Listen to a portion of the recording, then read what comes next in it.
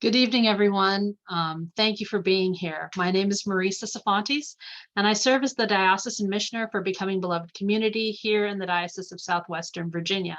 We're glad you're here tonight for our program, Being the Hands and Feet Ministry in Action.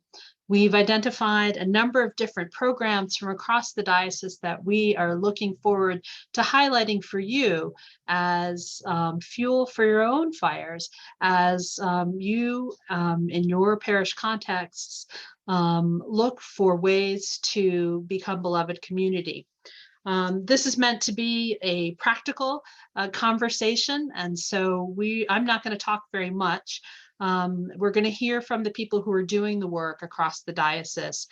4 different convocations, 4 different programs, 6 speakers that will talk to us about how they do the work of becoming beloved community in their context. Just a reminder, I would ask you to please stay on mute.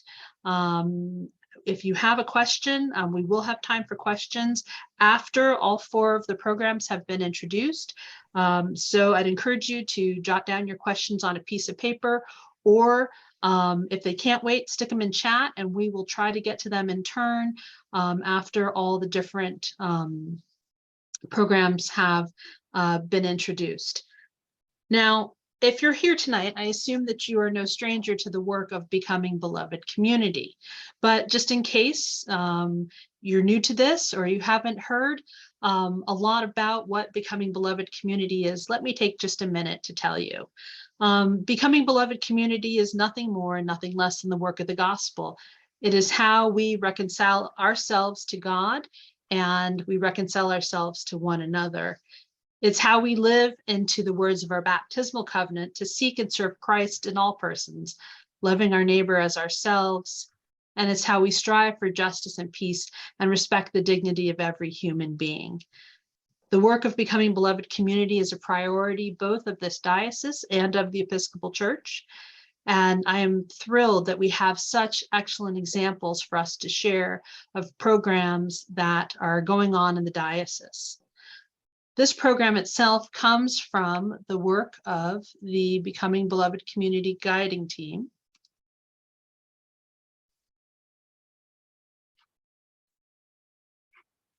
Just a second. Okay, there we are. This is the Becoming Beloved Community Guiding Team. We have representatives from all of the convocations across the diocese, and of course, our senior diocesan staff. The guiding team exists to serve as a resource for you. It is, if you are working to figure out how to progress with programs either in your parish or identify what you could do to get started, we want to talk to you. We want to help you bring those dreams to fruition so that we can increase the number of beloved community programs and the work that's being done here in Southwestern Virginia. Now, you didn't come here to hear me speak, but there's one more thing that I want to remind you of before we get started, and that is the social justice action spectrum. This comes from, it's definitely familiar to those who have taken allyship training by the friend of our diocese, Whitney Parnell. And I think it's important to bear this in mind as we talk about these programs, because one of the neat things is you'll see that the 4 programs that we're highlighting tonight fall in different areas of the spectrum, which is fantastic. We as Episcopalians, and I know I'm painting a broad brush here, but we love our education programs. We love to learn about things. In the effort to become beloved community, we have to find ways to move past education into action. And so our 4 programs tonight highlight different ways that congregations are doing just that. So I'm going to stop sharing and introduce our first program. Richard Jones and Anna Crockett are from Grace Lexington and the Augusta Convocation, and they're going to be talking about a program called STEPS. And I will let them explain to you what STEPS stands for and hear about the good work that they're doing in Lexington. Anna, Richard?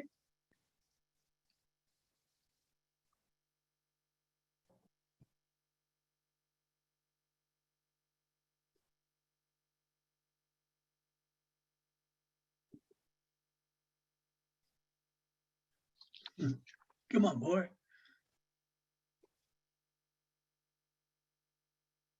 Anna, Richard, you may need to unmute yourselves.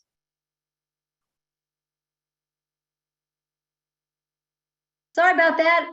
All those beautiful words are now lost. But now I have another try at it.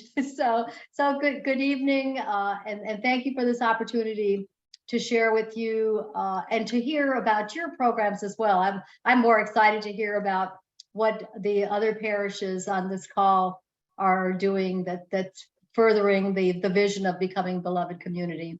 So the STEPS program, let me first introduce my friend and co-STEPS team mentor, Richard Jones.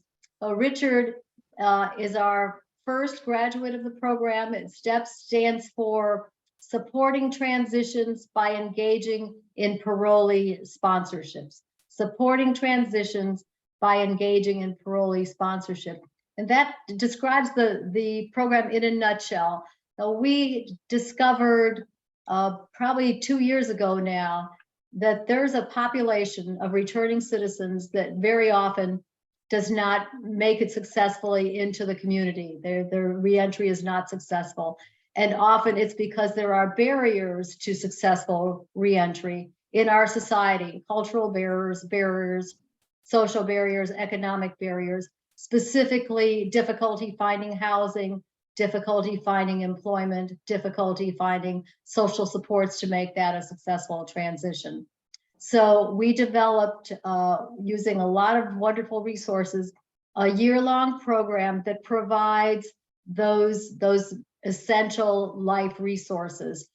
We found after quite a considerable search, an employer that was willing to hire a returning citizen, a landlord that was willing to rent to a returning citizen, wonderful community partners that ran community closets and food pantries, so food and clothing was provided.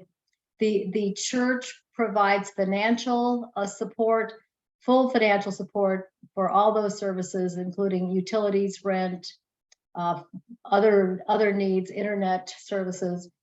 For the first 3 months of the program, that's to allow the returning citizens to get on their feet, get settled into AA programs, whatever support programs are appropriate for their needs, start saving some money, because after the 4th month, the rent is covered by one of our very wonderful community service organizations for the 4th month.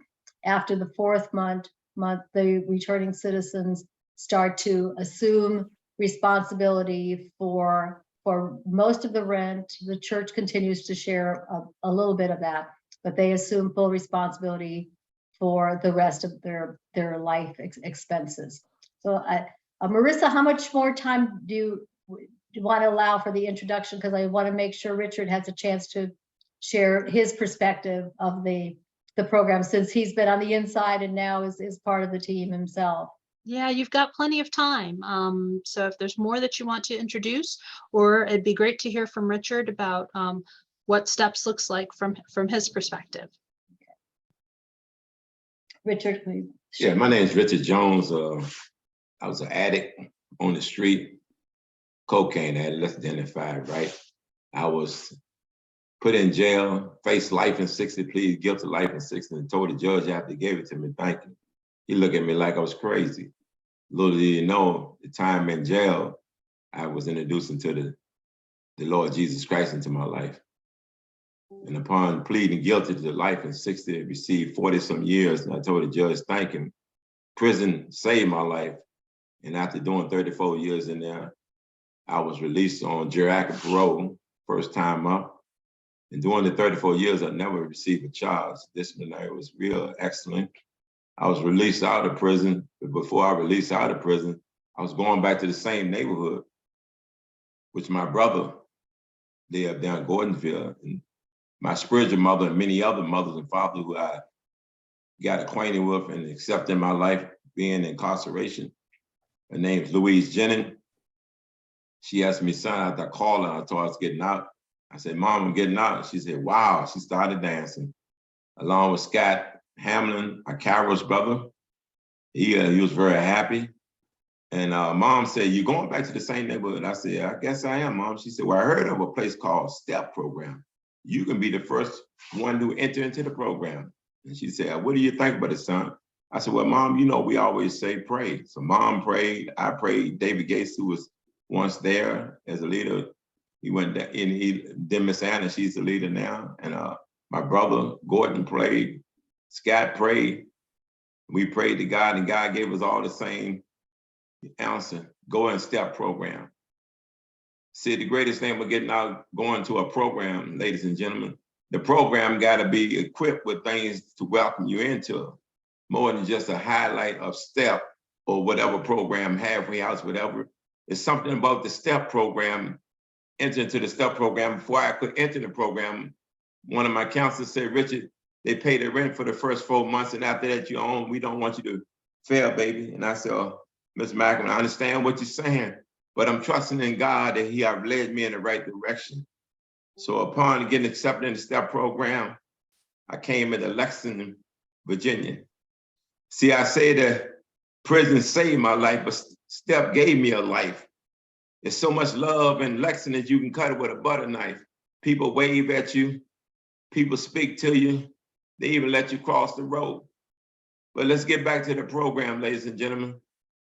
I think at that time was 7 mentors in the program who welcomed me with open arms, and I went to my new apartment that I got from STEP, and coming from a cell with another man, living in there all them 34 years, and to come into an apartment, the cells look like an oversized bathroom, what I call it, and coming to the apartment of STEP, who these people rolled out the red carpet for Richard, a stranger coming to town. Few of my family members up there, STEP members up there. We had a good time. We had a Holy Ghost party and really enjoyed. Now it's time to get to work. I got a job. They gave me a job when I got out. Wow. They gave me a place to live when I got out. Went around to the churches and stuff and got clothes, and went to a place called Rah Rah and got me some food, and I still eat there. See, you got to get rid of your pride and your shame. You got to come just as you are, as Jesus would say. And upon being in the program, it's a 12-month program. They pay the rent. For the first 4 months, I worked at Lehigh truck stop here in Lexington. Mr. Bobby Burchard, who deceased now, gave me a job there, gave me opportunity. And after working at there and staying in the STEP program, being loved by all the people in the STEP program, so much wonderful people. I don't call them people, I call them family, if I can just say that with a polite word. Upon being in the program, they helped me. They encouraged me. They talked to me. They supported me. And the greatest thing is Jesus always say love. Tina Turner said, what love got to do with it? I tell Tina, love got a lot to do with it, because that's Jesus. They gave me genuine love. So much love that I'm still here now. I don't want to go back to Charlottesville. My family said, you're coming back? I said, what? I'm still a part of the STEP program I went through as a participant. Now I am a mentor. And they gave me life. They gave me breath. They gave me another chance, because we know when guys get out of prison, they go right back to be citizens. It's very high. They go right back. But I was so engrafted with the love here in STEP program and with the Church of Grace Church, who the pastor is Pastor Tuck. You know, I said that when I get the opportunity to appreciate this and acknowledge that, I was walking down the road one night and I came across a bridge, and I stopped at that bridge and I said, the word said, you're free. See, getting out that's the easy part, ladies and gentlemen. The greatest part is acknowledge that you're free. No longer you're chained down. No longer you have to go this way and that way. I'm free. Thank you, Martin Richard. Luther King said it better than anybody. Thank you so much. I appreciate your testimonial. Anna, Richard, can you tell me a little bit about what makes this a successful ministry and some of the stumbling blocks you may have encountered along the way to making STEPs a reality? Well, because Richard was essentially became the poster child for the program, we sailed through the first year just with many blessings. He was welcomed by our parish for obvious reasons. I think you can tell the love in his heart and the genuine sincerity of his belief and his love of people and his gratitude for being in the program. So can I just go back to one thing that I forgot to mention that Richard alluded to? Really, the centerpiece of the program is the mentoring component. So we our team includes 4 mentors, and because the program is set up currently for men, the mentors are males, although we do have two women on the team. But as Richard said, that the team, the mentors provide that social support, that love and care and concern, and they take them out to meals, they visit them, they go on walks together, they provide a lot of fellowship and that family feel. Richard calls mom and dad and some of the families that he's met. So the first year went fairly smoothly. Richard embraced the program. He engaged with the team members and the community. He went out into the community. We introduced him to community members, and that went beautifully. We working with the community partners and the parish. And I think another benefit of the program has been opening the eyes of the community to returning citizens as they are in real life, not as we hear on the news or see on TV shows. So I think that has been a blessing too, just maybe changing some attitudes, opening some hearts in the community about the realities of returning citizens. So was your other question the challenges? Yeah, what's been a challenge that you faced? And we've got just about another minute before we will switch to the next program. Okay. I think some of the challenges that I face is not being close to my family and being out, limited this and limited that. The reason I say the word limited, I use that wisely because temptation is right around the corner for everybody, not just prisoners coming out of prison, about society and life. Temptation is there. So I think just want to stay focused. Don't drink, don't smoke, don't do nothing. But that don't mean nothing because it's not the drink, it's not the smoking, it's your attitude, it's your thinking.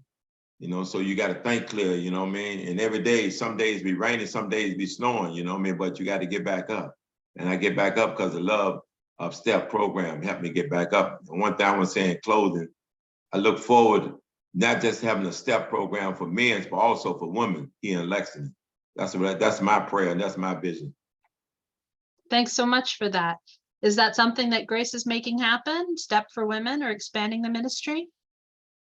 Not at the moment, but I think it is a possibility down the road. It would require more financial resources and recruiting additional mentors. But I share the hope that Richard does, that because there's certainly a need for a similar program for women as well. Well, great. Thank you so much to both of you, Anna, Richard, for sharing Thank you. so much heartfelt information about the STEP program and what it means to the congregation at Grace Lexington. Our second program that we want to share with you comes out of the New River Convocation, and we've got the Reverend William Yeagle, one of our newest clergy in the diocese, here with us tonight. He is the clergy person in charge at Grace Radford and is involved with the Red Door program there. So, William, thanks for being here. You are welcome. Thanks for having this. It's great to be here. Great to share with you all. Great to hear those stories, Anna and Richard. Thanks so much. It's really beautiful. Red Door is our the campus ministry with Radford University. It's not dissimilar from Canterbury House that many of you may have heard of or are familiar with, which is the typical Episcopal campus ministry. So in kind of concept, it's similar, but it is it's an interdenominational ecumenical ministry where people who are in the LGBTQ community are welcomed into a safe space to allow an exploration of their faith and to come to a greater understanding of what the Christian faith is about. So it's a fundamentally faith-based program, and it's not exclusive to LGBTQ folks, but it is largely comprised of LGBTQ people, and it is always a safe space for those folks. So yeah, so that's the quick, I guess, one line on it. But it began in 2018. It was a development with Radford University and the clergy here at the time, Kathy Kelly and Roger Cook, who is the current leader of or administrator, or whatever you want to call, of Red Door.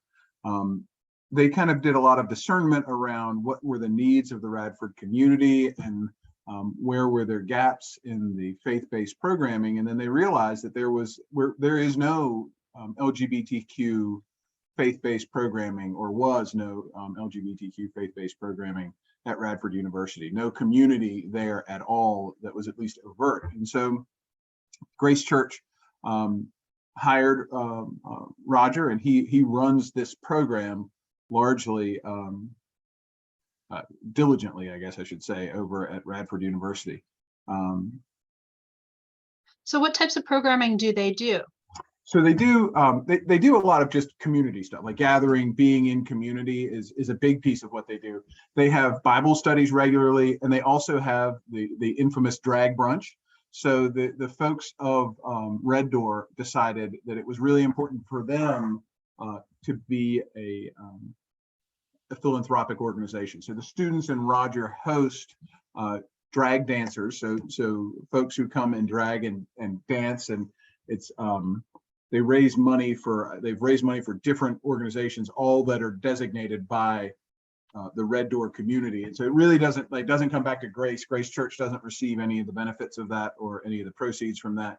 But several congregation members do go. I went to the last one. It was a great time, a lot of fun. So it's designed as a family-friendly event, and it does get some flack from the community. It's something that the community likes to has asked a lot of questions about historically, but I think it is here to stay. I think lots of folks actually have found out that it's not bad. It's great time had by all. So yeah, that they do. So they do a regular Bible study, community meeting. They do the drag brunch as a philanthropic effort. They also have a food pantry or food box that they gather food from the community and put it out on kind of in a box, not unlike a little neighborhood library, but they have a food box, and they load that with all kinds of non-perishables and personal items that folks on the campus community might need.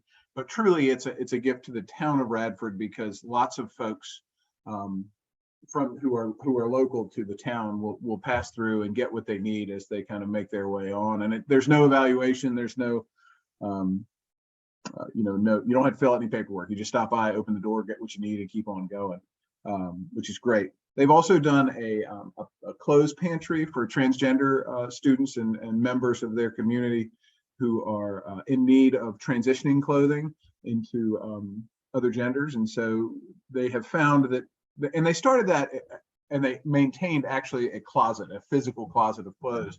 And ultimately what they found was that Radford had lots of resources. And particularly one of the hardest things was like clothes to interview in, but Radford has a large bit of clothes for folks who need that. So they've actually kind of moved the physical closet they've donated those clothes to Radford University, who's using them and giving them away to students who need them for all kinds of needs. But if needs come up, what happened was they found that there wasn't that profound a need for a closet to maintain the actual space. So they when needs come up, as they did, I guess about a month ago, we put out an all call to the congregation, and folks who were the right size and had stuff worked through trying to get clothes out, and of course other members of the Red Door community do the same thing. Yeah. So it's pretty cool. They found. Did you have more questions, or was that? I was going to ask what being involved in the ministry has meant for you personally. you know, I love being able to help a group of people. For me personally, right? Like it feels great, especially in a town that, you know, is not excited about their LGBTQ community. I mean, I don't think Radford is ugly about it, but I don't know that Radford as a town, that not a huge pride parade in Radford, right? Like, so it's not a vibrant community in that way. So it's not as celebrated as it might be in a larger area. So it's wonderful to be able to support those groups. It was also great, I will say, that what Roger found when he started, and one of the reasons that we moved in this direction, was that they started finding a lot of college students who were sleeping in cars and who were homeless or in other in multiple layers of in finding themselves in trouble. And so that was part of what really brought Roger to this. And ultimately brought Grace to this, was that kind of recognition of all these young people who had been shunned by their families, who were finding themselves on the outside of the communities and really needed some support. And so it's a beautiful way to give back to those folks, or to give to those folks who need it, and to receive a great deal from them. So, yeah. How is the congregation, if it is involved in the ministry itself? Is this one that primarily happens on campus, or is this one where the community at Grace has come alongside the students involved in Red Door and are assisting them? A little bit of both. It's largely, that's history with the campus ministry has been largely at a distance, but that's getting closer now. They have, you know, we have welcomed folks over. The community provides foods for, they have a regular Monday night meeting. And so folks sign up to bring dinner for the Red Door folks. So we kind of drop dinner off for them. Every campus ministry needs food, right? So we provide a good bit of food, and larger, you know, we actually now are, one of our parishioners is now the faculty advisor for the group. So we have a greater presence with them. We are increasing our interaction with the folks of Red Door. And we've had several folks who've come to different services, which has been a real gift to us to have some new faces and some excited faces in the congregation. So we're getting closer. And there was, you know, there was some kind of there was some time of breaking in and rediscovering what it was to be partners with them, that we're kind of going through now. And so that it's been really wonderful to see things kind of start to emerge when we are in closer community. That's great. Really quickly, tell me one of your dreams for the program going forward. Ooh, I would love to find ways to make it closer to a full community involvement, right? I know, I recognize that we're getting there, but I really would love for Grace Radford and the folks of Red Door all to know each other's names. That would be a great gift, that we would have each other to communicate with and trust. I think that's really my dream, is that we would have a close enough community that we would be well known throughout one another's instances. Thanks so much. I really appreciate it. Thank you for sharing about Red Door and about all the great things going on down in Radford. Appreciate it. Yep, no problem. The third program we're going to talk about tonight is one that's near and dear to my heart, because it comes from the Roanoke Convocation, where and actually happens right around the area where I sit right now. And that is the Afghan Refugee Project. Our two speakers for that tonight are two of the leaders of the project, Jan Therian, who really has been instrumental in bringing this to fruition, and Joe Mott. Both have done incredible work to identify, create, and serve the Afghan refugee population who has come to the Roanoke Valley. So I'll turn it over to you to tell us a little bit about the work that you're doing. My goodness, where do we begin? First of all, by saying to you all, thank you so very much for the opportunity to share what has been probably one of the most joyful journeys I think we as a group can say we have had in helping build beloved community. And it has become a very intentional and relational ministry. I told Joe on a Zoom we had earlier this afternoon, I would try to put into 1 minute's time how we formed. So time me, Joe. Okay, you're on the clock. I don't think you can do it, Jan. I'm going to try. But anyway, the Reverend Melissa Hayes Smith approached me in September of 2021 and said, Jan, we'd like for you to coordinate the Afghan resettlement ministry for our Becoming Beloved community at Christ Episcopal Church. I am a retired chaplain. It's my second retirement. And I thought, wow, anyway, so I'm not really retired. But anyway, Melissa and I were instrumental in bringing what was the second ministry within our Becoming Beloved community at Christ Church. The first, of course, was our racial reconciliations. Afghan resettlement is the second, and our third one is LGBTQ. Melissa and I met extensively with Allison DeVal at EMM because we knew absolutely nothing about resettlement of refugees, period.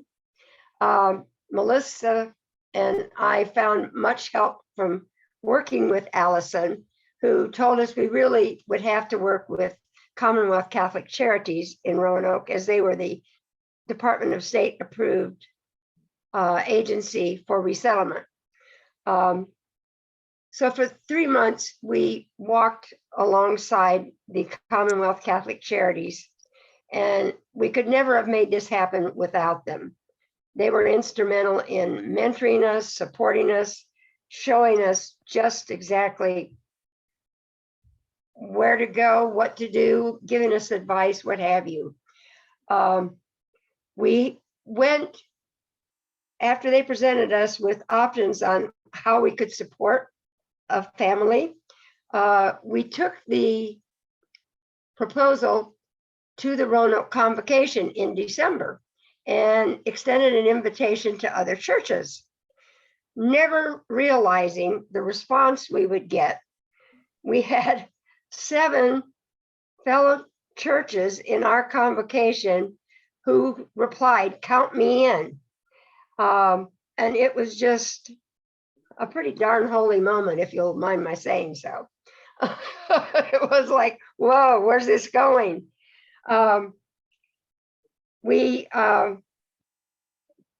were finally, we developed an MOU with Commonwealth Catholic Charities, which, by the way, we were the first religiously based group that formed an MOU with Commonwealth Catholic Charities.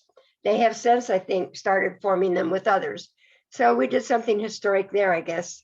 But with the 7 other churches, by March of this year, we received our first family from Commonwealth Catholic Charities, a family of 5.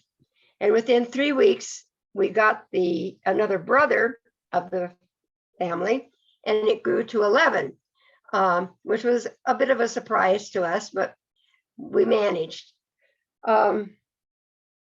So that's basically a very short summary of how this ministry was formed. Marisa is very familiar with all the challenges we met, and we would welcome your questions at a later date or time on some of the hurdles we had to overcome to get to the point where we actually had a family.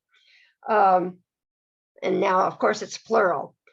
As far as what did we do and how did we involve our parishioners, we had such an incredible source of skills and resources available with these 8 churches. It was just awesome. Joe and I met with the families initially to determine, what do you need? They escaped from Afghanistan the night before the country fell. And they came out with maybe a suitcase if they were lucky. They had maybe 2 pair of pants and a couple of pair of shoes at best. So they needed everything. They were living in a townhouse with a sofa that when you sit in it, it sank to the floor. So we appealed to the churches. We fully supplied both families with furnishings for their homes, everything that they needed. We provided even computers, bikes, gas grills. It was just incredible how outgoing everyone was in giving and in sharing. So the parishioners of our churches gave as they could give. Some gave material goods, some gave of themselves. And that's pretty much where we are now with St. John's, St. Mark's, St. Elizabeth, and Christ Church, where we meet with the families weekly. And for example, our English as a second language mentors meet with them twice a week.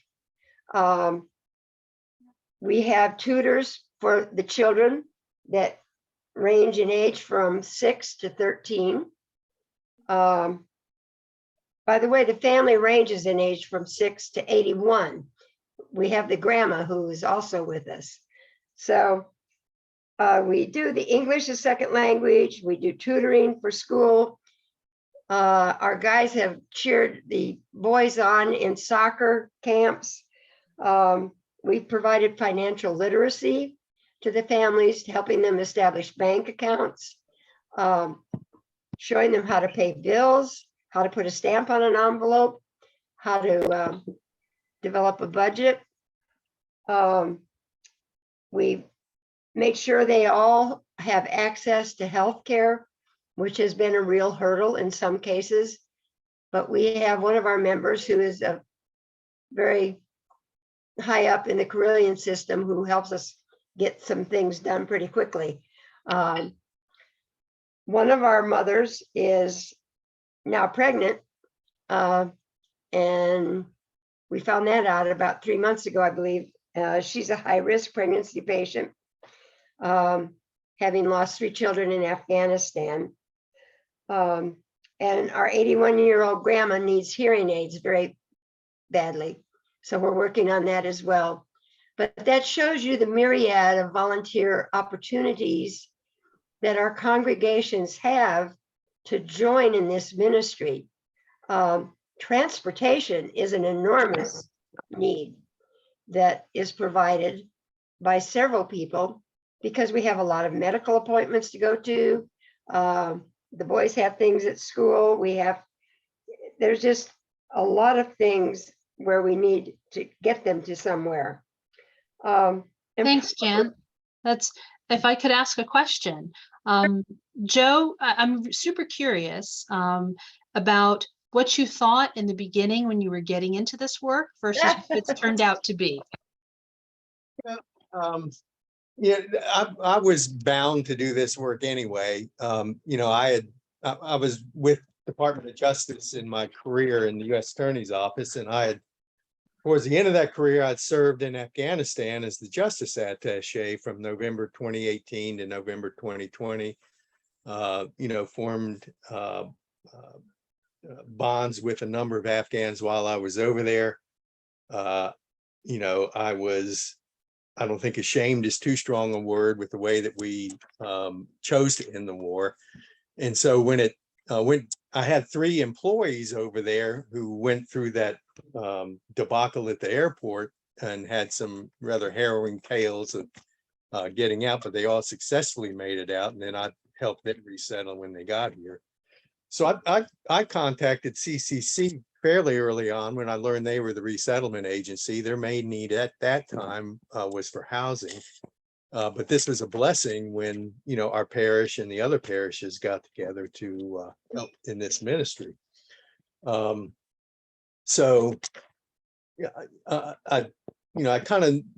had an inkling of what I'd be in for, but it was certainly rewarding for me, and I've gotten back a lot more than I've put into it. in terms of, I don't know, I wanted to add a couple things to Jan's remarks too. CCC only supports resettlement individuals for 3 months, and then they pull out. So they'll get them started with social benefits, documents and that sort of thing. But then the families are kind of on their own. So we've been able to pick up that baton and, carrying it. I think CCC's involvement ended in May, and we've carried that ball ever since. At least in the Roanoke area, there are about 200 individuals who have been resettled from Afghanistan. I think the number is about 80,000 nationwide. So there was certainly a need there, and it was a blessing to be able to address it. I think I was supposed to cover what we have learned, and Yeah, but Joe, I forgot to talk about the asylum papers. Oh, well, you sort of talked about, these, like Jan says, they come with nothing. They had nothing. And so, somebody taking this on needs to be prepared for financial commitment. CCC had guidelines for certain levels of sponsorship, but you're buying kitchenware and furniture and bedding and everything.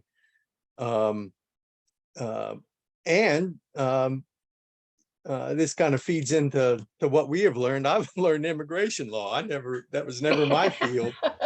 But among the things these people need are asylum applications. They have a year to apply from the date they arrived in the U.S. Our families arrived October 21. So they came here on what's known as humanitarian parole, but that's not a permanent status. I've filed, that's one of the tasks I took on, and I've filed asylum applications for the applicants and their family members. Just earlier this month. So there's a myriad of needs. And fortunately our parish and the other parishes that are involved have a myriad of talents to address them. And you should be going with your eyes open, because these things will pop up, and it can be a considerable commitment of time and resources. I don't think you want to go in and then fail to meet expectations, or fail in your mission to help these people get resettled. So just be aware of that before you go down that road, because there will be things that come up during the course of helping the families. Thanks so much, Joe. I really appreciate that. I think one of the neat things about this particular ministry is that it is so multifaceted, both in terms of the support that the Afghans who are being resettled in this area need, and also in the approach that's been taken, where the entire convocation, a lot of the convocation is very invested in this work and is providing financial support or hands-on support to ensure that the families that we're working with have what they need. So thank you so much for bringing attention to this program. We'll have time for questions a little bit later. Our last program that we want to highlight this evening before we move into questions is out of the Abingdon Convocation. And the Reverend Boyd Evans, who's at St. Thomas Episcopal in Abingdon, this is actually, I'm super excited that he's decided to talk to us about this tonight, because in the world of things, we have lots of programs, but a lot of what St. Thomas is doing and the way that they're approaching the work of becoming beloved community is taking a very direct, hands-on approach. And so with that, Boyd, please tell us what's going on at St. Thomas. Yes, thank you, Marisa, and good evening. I'm very excited to share some of our work in Abingdon, and I guess I would like to say it's very much been an organic process, very much driven by the Holy Spirit.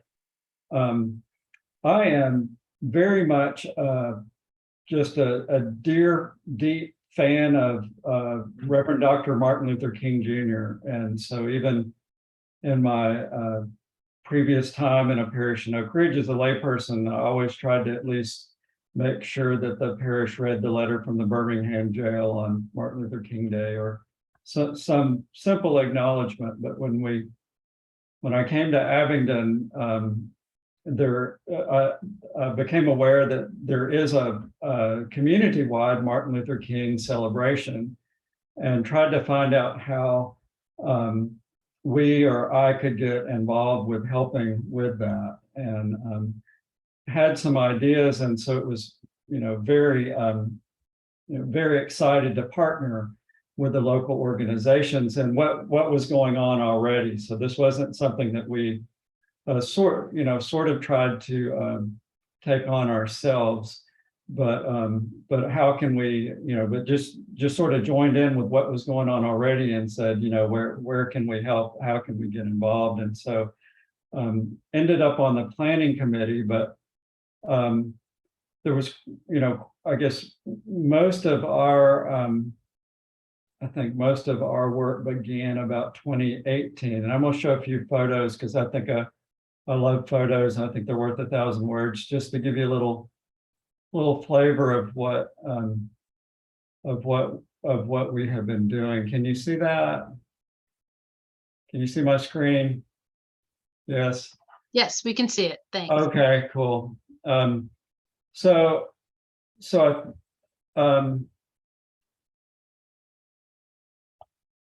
There we go.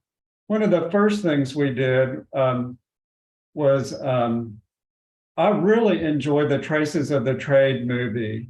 I don't know if you've seen that, but I think it's a really important movie, and I thought it would be a good entry point for the Abingdon community in our parish, because in it, Katrina Brown examines her own white history and her family's responsibility for slavery in the U.S. And it's a really deep history, and she's done a great job of tracing it and putting it together in the video. But I really liked it because it seemed like maybe not so much of a threatening way to introduce this beloved community work to the community and to the parish, but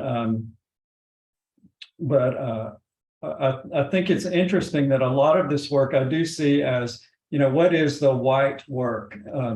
Not requiring our brothers and sisters of color to do the heavy lifting, but for us to examine the history of racism in our own communities as well. And so I broached this idea of hosting this, and we did host this at St. Thomas with the other churches. The historically Black church is involved in planning this, as well as several other mostly Black churches across the region, as well as the the center is the local peace organization group known as APAC.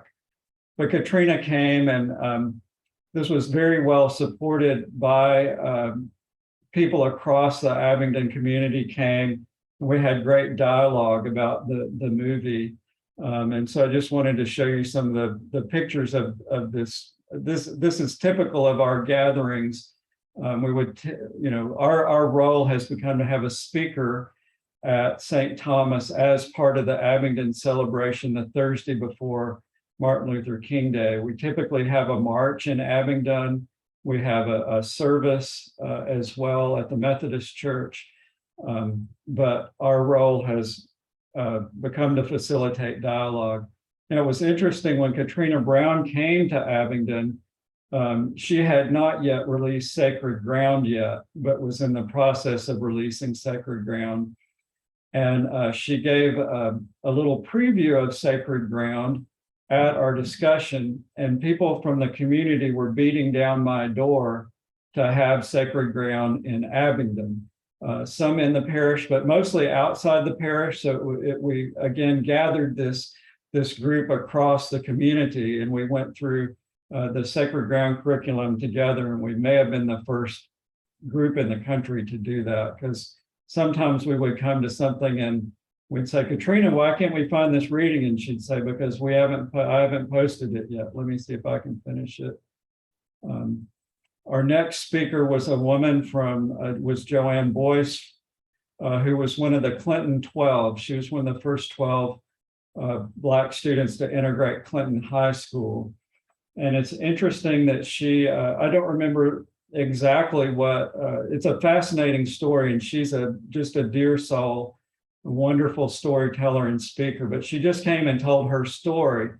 But prior to, originally when she started attending Clinton High School, I think she was voted president of her class, even very, very, made connections pretty quickly in the community, but it didn't take too long for even people outside of the community, the Klan and others, to come in and really just, really became a nightmare, this integration of Clinton High School. The high school was eventually blown up as part of the integration. And one of the white clergy that walked Joanne and her classmates to school was severely beaten as well. So she told this story to an audience of people from St. Thomas, people from the community, and just a wonderful, wonderful experience. Our next speaker was Jerry Jones, who grew up in the Abington area, and he's was a professor, recently retired at the local college, Emory and Henry, and just talked about growing up in this segregated area and being bused at different places. He had written a book about his experience growing up in the Abington area called Go and Come Again. And his talk was greatly appreciated by the area. So our focus for our lectures and speakers has kind of become the Black in Appalachia. Like, what was it growing up being in this area, and really delving into the history. When we did our, so I guess that's my being to speed up or to wrap up. So I'll wrap up. But having this group come together, it has been a group where we could quickly mobilize. So right after George Floyd's murder, we organized a prayer vigil, this same team, for George Floyd, and you could see the group that came out, and we had speakers, we gathered together, we kneeled for 8 minutes and 46 seconds, and we also had a march as well, and we've also continued to join with others and try to make St. Thomas a place where beloved community is really recognized and promoted in the area. Thanks so much, Boyd. It's great to see not only the breadth of education programs that you've offered, but also that's spilled over into actually visible signs for the entire community of how the community can come together. One of the things that I hear when I talk to different congregations is kind of how to get started with those partnerships. People want to be in community naturally, right? It's what God calls us to do. And yet, gosh, it's easy for us to just kind of stay in our own walls, within the walls of our church, and because we don't really know always how to get out there. You seem to have found a way to bridge that gap. So I'm curious how that happened. Well, I think it was the Holy Spirit. It happened very organically, but really by listening and paying attention to what other people were doing, and just saying, I want to walk beside you. I want to get involved. I want to be part of this. So it really came from just really paying attention to what was going on in the community and participating in the work that others were doing, making friends, meeting our neighbors, and then sharing ideas and coming up with ways we can be involved. Some of the speakers we have not been cheap. I didn't mention we had Ruby sales, but we were able to we had Ruby sales over Zoom during the pandemic, but to pool our resources and to be able to hear from local people, people that are far away. It's been really, really, really rich. I think one of the most, I don't know, it's a story. I think it's when we had the pilgrimage, we had well, it's been really good, I think, for St. Thomas, because we're a pretty homogeneous white congregation to really have a diverse group of people in our doors. And one of my favorite experiences is we have one of the organists at a neighboring church is a Black woman. And when we had the pilgrimage, we were going to sing "Lift Every Voice and Sing," and our organist was going to play it, and she was playing it as it's written, as the music is written, and "Lift Every Voice and Sing." She's playing it by the music, which is not how you play it. I don't know if you know the song. The time it's swung, da da da da da. It's not played by the music, and she was just like, "You're not playing it right." And she just said, "You've got to play it. Let me play it. I'm going to play it." And so we just let Marva play it, and it was great. But I thought it was interesting. It was I don't know. That's one of my favorite things. It's like, this is how this is played. It's not just static, I guess. I don't know. Played with emotion and swung beat and all that. So it's great. That's great, Boyd. Yeah, it sounds like there's a lot of grace in those relationships as you bring different people together from different backgrounds, but all working towards the same goal. That's fantastic. Thank you for sharing. So we're going to open it up for questions. If you, as one of our listeners, have a question, feel free to put it in chat or raise your hand, and we will try to get to those who have questions. While we're waiting for people to get their thoughts together, I've got a question for our panelists, and that is, why do you do this work? I know we won't get to everybody, but if there are a few of our panelists who might be willing to share why you do this work, I would love to hear about it.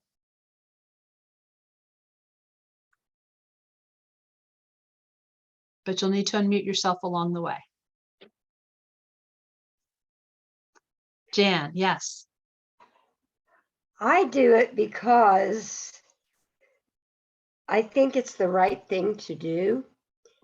I do it because I think that's what our baptismal covenant tells us to do. And the Afghan people are people of color.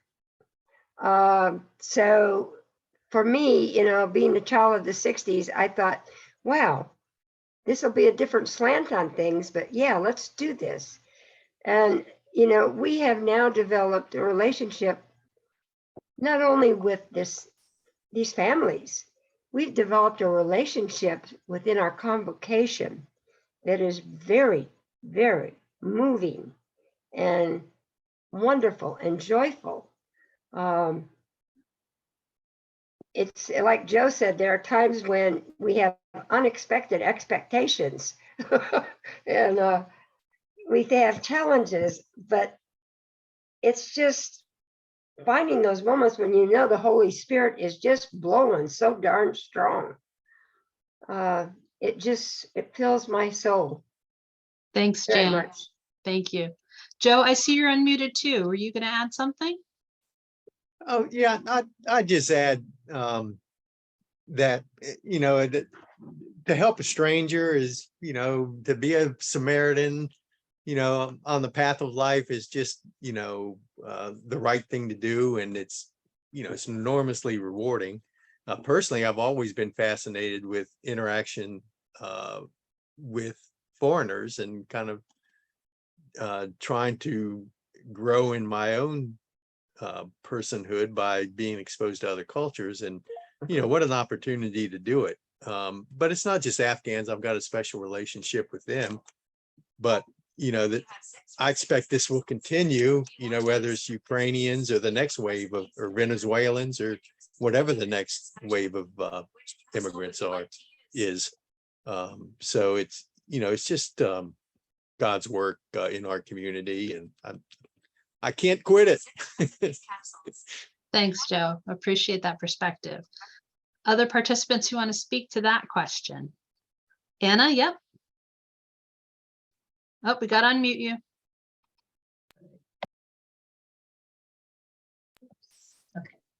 Going to share a minute of my time with Richard also, because I'd like us to hear his perspective. I think I'm mostly motivated by an opportunity to actually do something, because watching the news, hearing day after day the bleak stories of tragedy, despair, it's just so overwhelming and so disheartening. And here's finally an opportunity to do something, to walk the talk. And it gives me hope that there are opportunities to make a difference. And I can turn away from the despair and the hopelessness and focus my attention on doing something meaningful that can impact, who knows how many lives. So that's why I do it, along with, I think I would agree with the other reasons that have been shared so far, including that most of us in the STEPS program feel like our rewards are so much greater than the rewards that we share with our participants. But I'd like Richard to share his thoughts. Yeah, I'll just say something briefly. It's called Each One Help One. I think about NA and AA. A wise question was asked today. What is NA and AA? It's a bunch of group of people coming together to tell their stories and trust that the next one will hold it in his heart and get feedback off each and every one. We are in NA and AA right now. We're a bunch of people. So I heard a wise man say, Pastor Tuck Boundfine, he said, each one help one. I hold on to that now. Each one help one.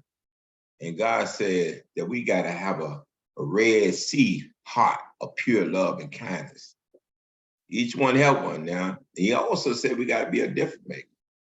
The man that stands behind the pulpit, the man that stands in front of the crowd is not a true man, or a woman that stands behind the pulpit, a woman that stands in front of a crowd is not a true woman. Till you look at 1 John, I think it's 3:18.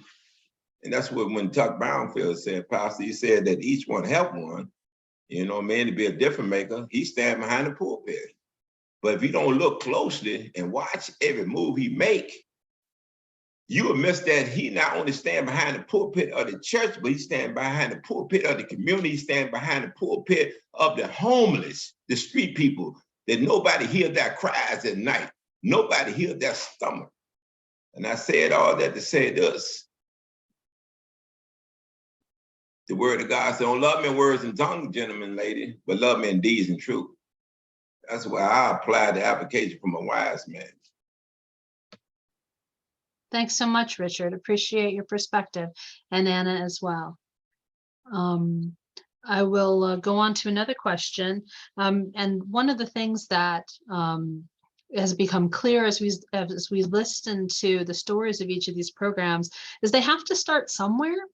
And I think that's where sometimes congregations and people have a hiccup, because they have an idea, but they're not really sure how to make it happen. So I'm super curious if any of our participants want to address, how do you get from that idea to actual execution? How do you get buy-in from the congregation that this is something that is important and needs to be done?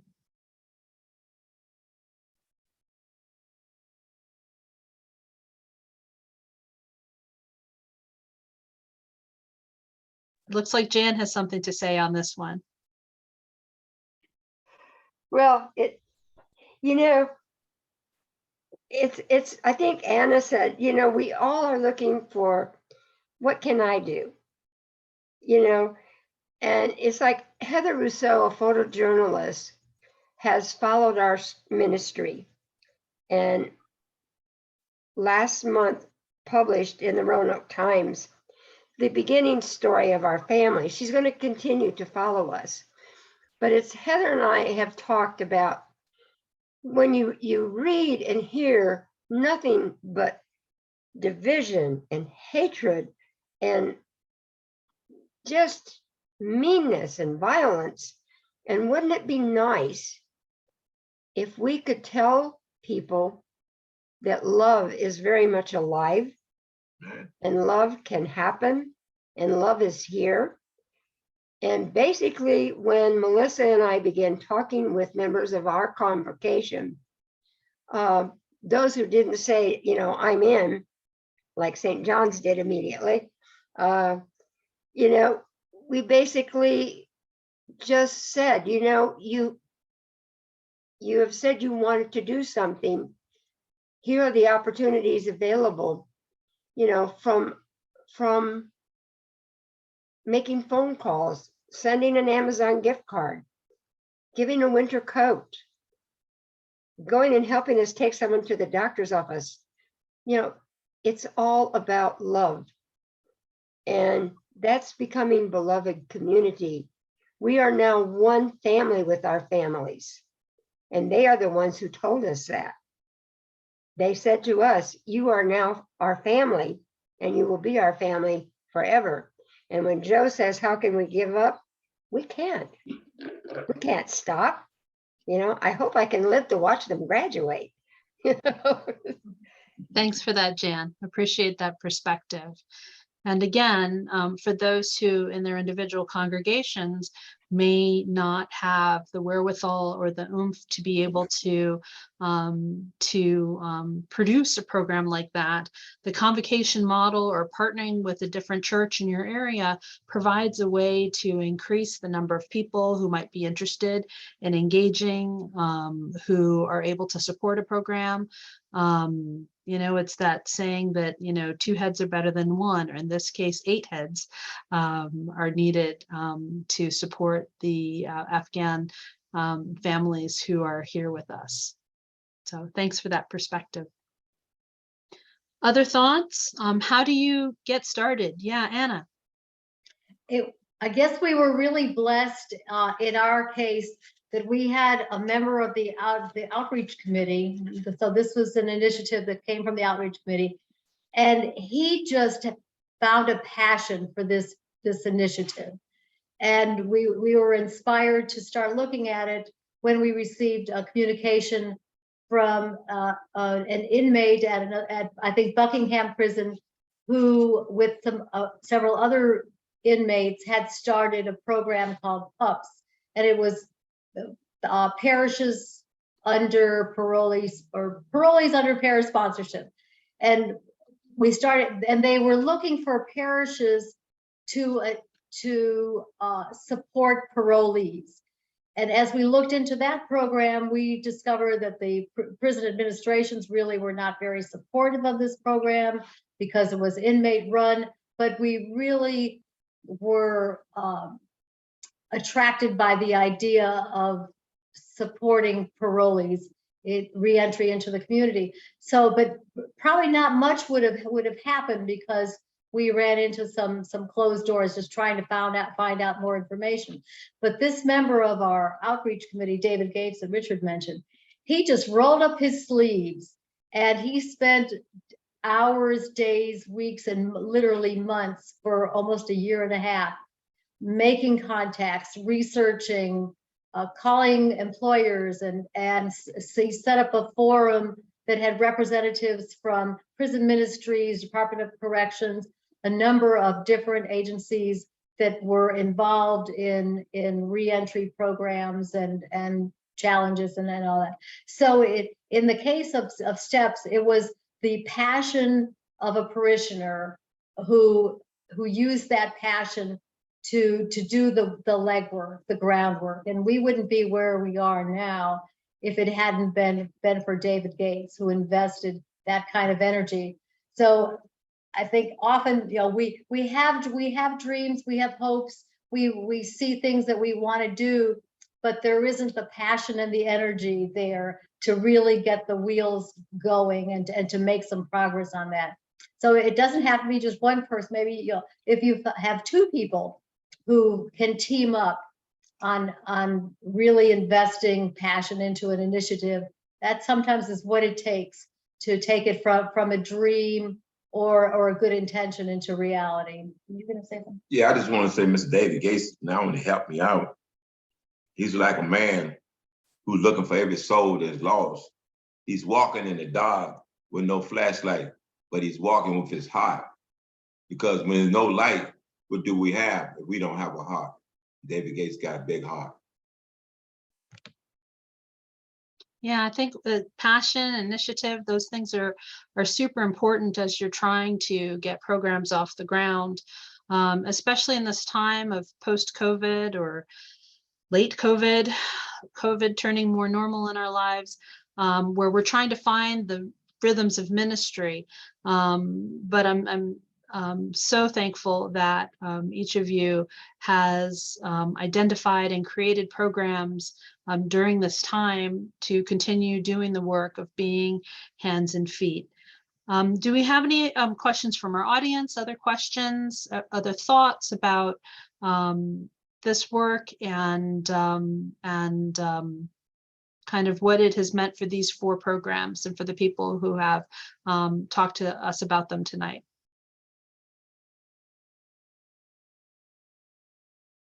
Yes, I see Wynn Lindsay. Hang on, we'll unmute you. Go Right. ahead. I would like to ask again what the steps, what the letters stand for, the STPS. Would you tell me that again? We've got you, Anna. Go ahead. We can hear you. Okay, thanks. It's supporting transitions by engaging in parolee sponsorships. Marissa, if you have the steps flyer, could you put it in the chat for folks? It would take me a moment to do that, but I will see if I can. I'll see what I can do. Okay. Good, thank you. Thanks, Marissa. Actually, Tuck, if you have it closer, feel free to drop it in there because it might be faster for you too. All right, thank you. Other questions for our presenters? No, Or but about the work in general?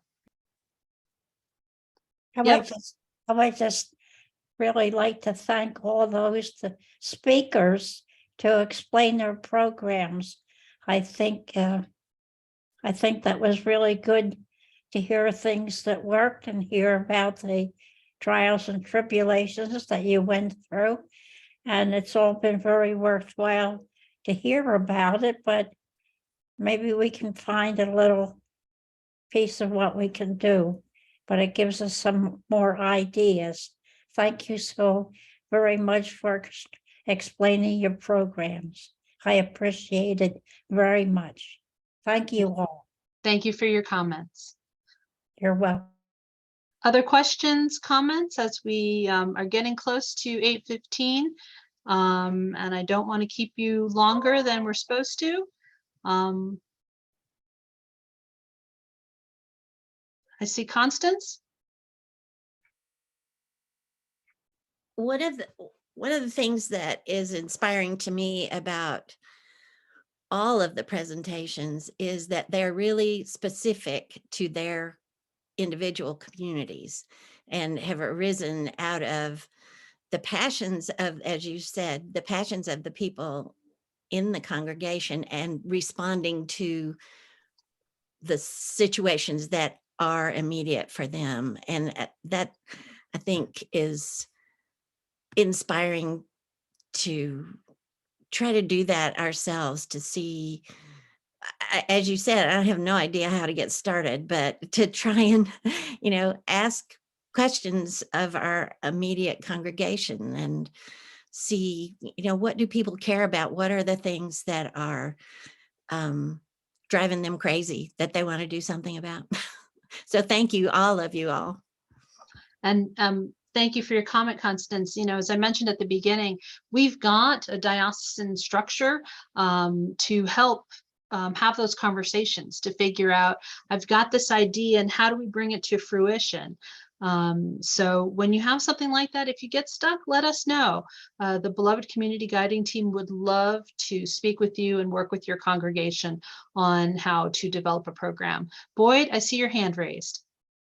I would just encourage people to start small, maybe plan to read the letter from the Birmingham jail or something like that, or see what other churches you could partner with to do something like that.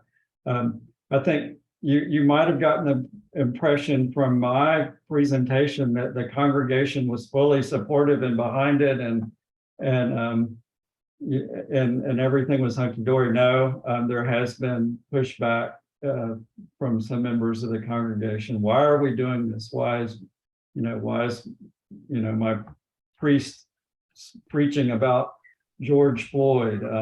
Why is this? So would encourage you to find a few like-minded people. It may not be your whole parish.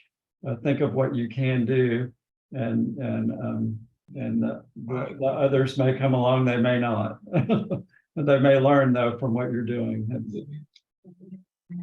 One of the ways, but thank you, Boyd, for that point. One of the ways that we talk about this work of becoming beloved community is that you want to have multiple on-ramps. Not everybody is in the same spot. And so to the extent that you can find what you're interested in and what you're passionate about, and then also probably find some things that others might be as time goes on, to help bring everybody to this work that we all should be and are doing. Yeah. Yep, go ahead, Anna or Richard. Yeah, I just want to just tell everybody that I love you. I thank God for the opportunity to share tonight. Most important, I just want to say the surrender prayer as we close. God granted surrender. Some things cannot change, courage change, and we can. And the wisdom know the difference. And the difference that we know tonight, we're not running a race, we're running a marathon. I just want to tell all y'all I love you. Those are wonderful words to close with. We're at time, so going to say thank you to our presenters, to our attendees. Thank you to Patty for running the tech in the background. Appreciate being here with all of you tonight, and look forward to seeing you and talking with you and working with you to help bring the work of becoming beloved community to life in your context. Have a good evening.